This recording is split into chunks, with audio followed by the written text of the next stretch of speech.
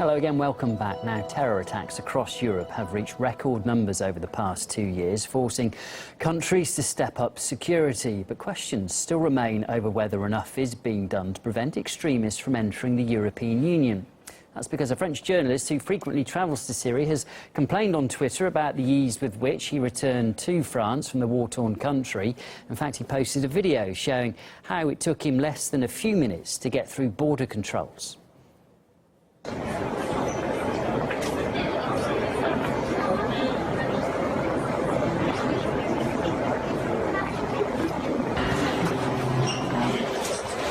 Veuillez placer sur le capteur un des doigts clignotants en vert à l'écran.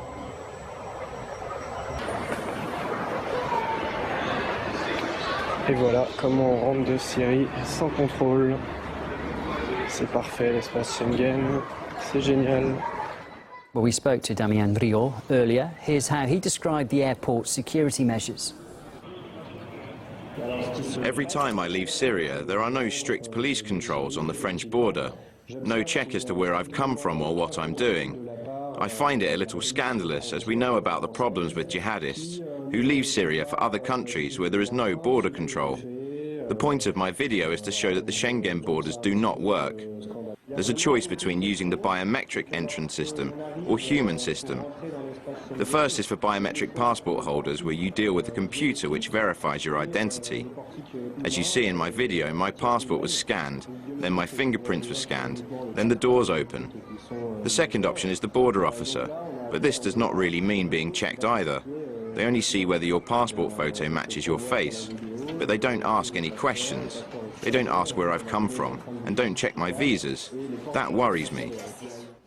Well, France has boosted its security after a series of deadly attacks, deploying extra military personnel on the streets and also tightening border controls and restricting access to its transport hubs. But checking European nationals returning from Syria is also important, as many of the recent attacks in Europe have been carried out by terrorists carrying EU passports.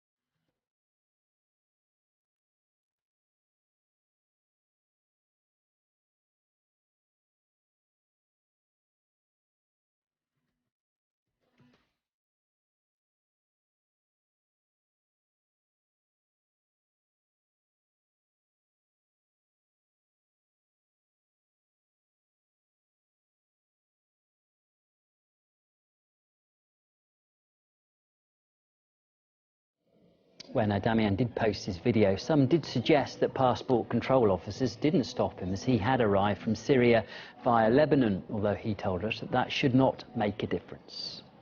I can tell you from my own experience, the Syria-Lebanon border is very porous, and there are jihadists in Lebanon. They should have asked me where I came from, what I did, and so forth. Jihadists pose a threat to our society, to security and to France.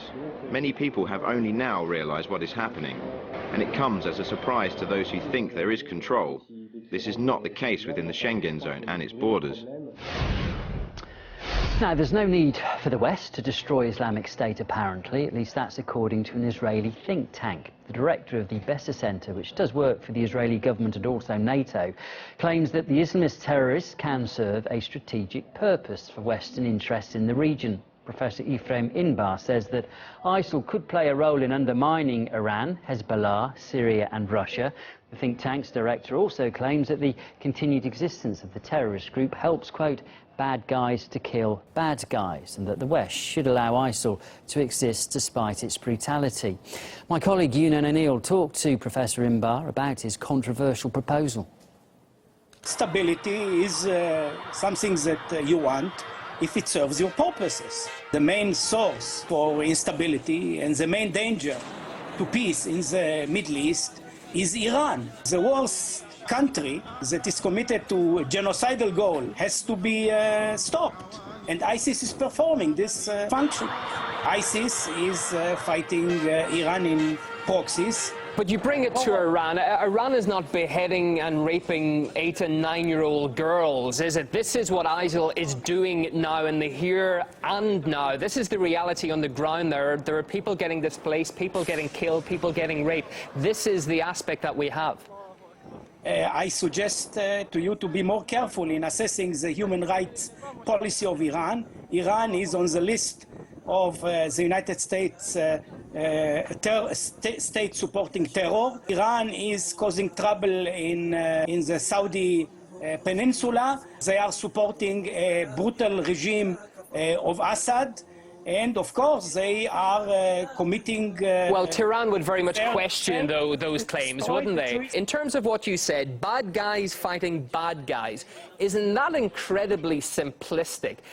Indeed, the actions of the Assad government, which was voted in democratically, can't be equated to that of ISIL, a bloodthirsty group killing and maiming and burying people alive in Iraq and Syria, and it wants to do it in other countries. In the Middle East, you do not always have the privilege of clear moral choices. It's a Hobbesian world, and you should try to limit the power of your enemies. I'm ready to allow them to fight Iranian proxies, who are no better than ISIS in any moral consideration. So the Yazidi women who are being sold as sex slaves, the children who are being sold and raped, and the killing of people who say they do not want to become this form of Sunni Islam, this extremist ideology, who are just killed if they stand in their way, you believe that that's a price that you're willing to pay? First of all, it's quite clear what they are doing is not worse what Assad is doing, what Iraqis are doing, what Iranians are doing. And if I have to choose between a bad guy and a bad guy, I prefer the bad guy that serves my existence. We live in a cruel world, and I think we should not be too naive or too sentimentalist.